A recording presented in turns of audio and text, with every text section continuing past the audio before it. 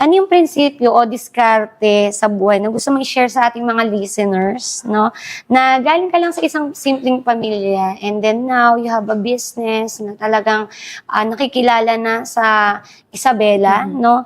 At isa kang tao na may malaking pangarap.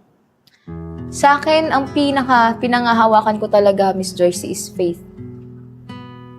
Faith kay God at faith sa sarili mo.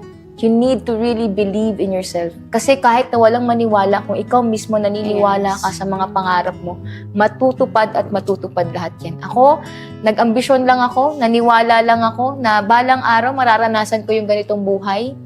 And ngayon nararanasan ko na.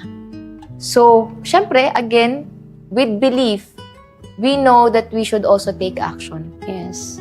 And with taking action, doon mo makikita yung resulta na pinapangarap mo. Tama, no? Kailangan maniwala ka kay God and maniwala ka sa sarili mo. Kasi at the end of the day, sino mo lagi mong kasama? Sarili mo. Correct. And also, dumating ka kasi sa point na even your family, hindi naniniwala. Yung nanay mo na nangangarap ka, hindi naniniwala sa'yo. Eh kung hindi ka nagtiwala sa sarili mo, walang manang aning sa'yo. Yes. Diba? Correct.